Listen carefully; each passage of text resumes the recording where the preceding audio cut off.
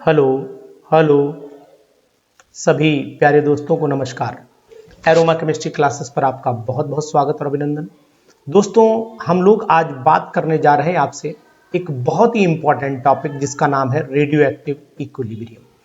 अब अगर मान लेते हैं थोड़ी देर के लिए कि रेडियो एक्टिव इक्विलिब्रियम पर शॉर्ट नोट लिखने के लिए आ जाता है तो डिस्क्रिप्टिव में ये शॉर्ट नोट आ सकता है। डिस्क्रिप्टिव में ये शॉर्ट नोट आ सकता है। तो इस पर आज हमारी ये शॉर्ट नोट कैसे लिखा जाएगा, बहुत ही बेहतरीन क्वेश्चन है और इस क्वेश्चन को बहुत सारे लोग नहीं लिख पाते हैं। अब आपसे ही मैं जानना चाहता हूं कि अगर रेडियो एक्टिव इक्विलिब्रियम पर आ गया तो क्या लिखेंगे आप। तो इसके लिए मैं आपको आज ये वीडियो दे रहा हूं, तो आप समझिए इसमें लिखना क्या है। अगर मान लेते हैं, सपोज कर लेते हैं, if radio active disintegration, if यहां पर लिख देते हैं if radio active disintegration, if radio active disintegration, अगर रेडियो एक्टिव डिसइंटीग्रेशन अगर हुआ है। अब मान लेते हैं रेडियो एक्टिव डिसइंटीग्रेशन की जो सीरीज है वो मान लेते हैं सपोज ए से बी में गया, बी से सी में गया, सी से डी में गया और अल्टीमेटली ये तब तक चलेगा जब तक स्टेबल आइसोटोप नहीं बन जाता है। ये बात आप ध्यान दीजिएगा। और अगर स्टेबल आइसोटोप बनेगा तो इसका मतलब है कि इसके अंदर कुछ consecutive steps, consecutive starting elements भी होंगे और स्टार्टिंग एलिमेंट से स्टेबल एलिमेंट तक ये जाएगी। तो कॉन्जिक्यूटिव स्टेप्स मैं बोल सकता हूं, कॉन्जिक्यूटिव स्टेप्स जो होंगी वो कहां कहां होंगी। तो कॉन्जिक्यूटिव स्टेप्स कौन सी मानी जाएंगी। नंबर 1 ए से चलेंगे, यानी स्टार्टिंग सीरीज, स्टार्टिंग एलिमेंट कह सकते हो, सीरीज कह सकते हो, स्टार्टिंग एलिमेंट से शुरू हो जाएगी और जो है वो लास्ट स्टेबल आइसोटोप तक चली जाएगी, यानी कि स्टेबल आइसोटोप या स्टेबल एलिमेंट भी बोल सकते हो, आइसोटोप तक ये सीरीज जाएगी। बहुत ही बेहतर क्वेश्चन है साथियों, हमारे साथ रहिए, हम आपको पूरा क्वेश्चन लिख करके दिखाते हैं कि कितना लिखना पड़ेगा। अब इसमें करना क्या है, मान लेते हैं कि कोई भी एलिमेंट जो है वो कहां से गया, ए से कहां गया, बी में गया, बी से कहां गया, सी में गया, सी से कहां गया, डी में गया।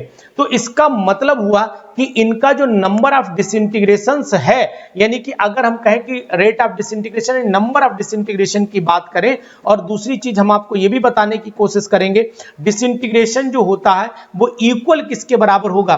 तो हम ये कहेंगे माइनस, यानी कि अगर इसका डिसइंटीग्रेशन देखें तो ऐसे देख सकते हैं। एक पॉइंट और इसमें ऐड कर देता हूं, इसका डिसइंटीग्रेशन में Na होगा, इसके डिसइंटीग्रेशन में Nb होगा, इसके डिसइंटीग्रेशन में Nc होगा, इसके डिसइंटीग्रेशन में Nd होगा। अब इसका अगर मान लीजिए हम इक्विलिब्रियम पर देखें तो यहां लिख सकते हैं एट इक्विलिब्रियम, यानी इक्विलिब्रियम पर क्या होगा।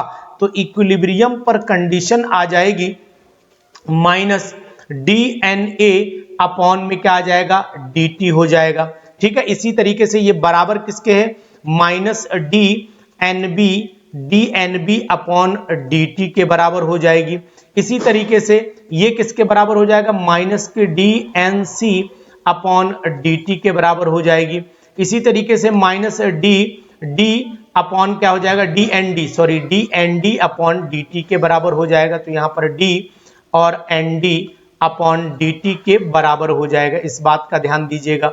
चलिए अब हम लोग क्या करते हैं, जब ये आ गया तो ओवरऑल ये वैल्यू कांस्टेंट सी दिखाई आपको दे रही होगी, तो हम इसे कॉमन मान लेते हैं formula, minus dN upon dt is equal to K, यहां पर कांस्टेंट हो जाता है और डिपेंड n पर करती है, तो इस बात को भी आप याद कर लीजिए। अब अगर ये नंबर वेरी करता है तो यानी KA बराबर किसके हो जाएगा, भाई ये वैल्यू तो कांस्टेंट चल रही है, तो इसी तरीके से KB यहां पर NB के बराबर हो जाएगी, KC NC के बराबर हो जाएगी, KD ND के बराबर हो जाएगी, प्लस एंड सो ऑन आगे भी हम कर सकते हैं, यहां पर भी प्लस एंड सो ऑन आगे भी कर सकते हैं, कोई प्रॉब्लम नहीं है। तो इसका मतलब अब आप जानते हैं कि जो Na है वो Na किसके बराबर होगा, अगर इसको देखोगे तो Na बराबर हो जाएगा किसके, Kb के बराबर हो जाएगा, और Nb किसके बराबर हो जाएगा, वो आपका Ka के बराबर हो जाएगा। तो उल्टा चलता है, तो यहां पर Na अपॉन Nb अगर मैं लेता हूं तो वो किसके बराबर होगा, Kb अपॉन Ka के बराबर हो जाएगा, क्योंकि ये एक अगर अपॉन में लाओगे तो देखो Ka upon Na, Ka Na upon Kb और Nb, तो इसको ऊपर ले जाओगे तो अपोजिट में चले जाएंगे वैल्यू, तो Ka जो है वो Nb के सामने आएगा। तो ये रेसिप्रोकल वैल्यूज हैं, तो इनको आप जो है वो रेसिप्रोकल वैल्यूज के रूप में रख सकते हैं, इस बात का इंपॉर्टेंट ध्यान रखिए। अब ये K आप जानते हो कि जो K जो होता है वो inversely proportional to half life period हो जाता है। तो यानी कहने का तात्पर्य ये है कि यहाँ पर Kb और Ka का अगर रिलेशन देखें तो यहाँ पर T हाफ लाइफ A की हो जाएगी और यहीं पर T हाफ लाइफ किसकी हो जाएगी, B की हो जाएगी। इस तरीके से हाफ लाइफ को भी आप रिप्रेजेंट कर सकते हैं। इसका मतलब इक्विलिब्रियम को अगर लास्ट में लाइन बोला जाए तो इनवर्सली प्रोपोर्शनल किसके है, डिसइंटीग्रेशन कांस्टेंट है, और डायरेक्टली प्रोपोर्शनल किसके है, वो आप बता सकते हो कि हाफ लाइफ के है। तो जितने भी नंबर्स हैं, अमाउंट है, मतलब नंबर को हम अमाउंट भी तो बोल सकते हैं, तो सिंपली कह सकते हैं दस the amount present at equilibrium, एक लास्ट लाइन बचेगी, यहां पर मैं लिख देता हूं 10 द अमाउंट, ठीक है ना, present at equilibrium, present at equilibrium, ठीक है, are inversely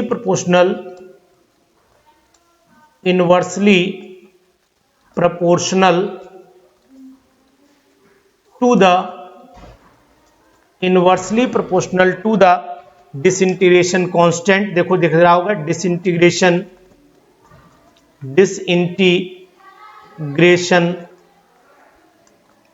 constant and directly proportional to half life and directly proportional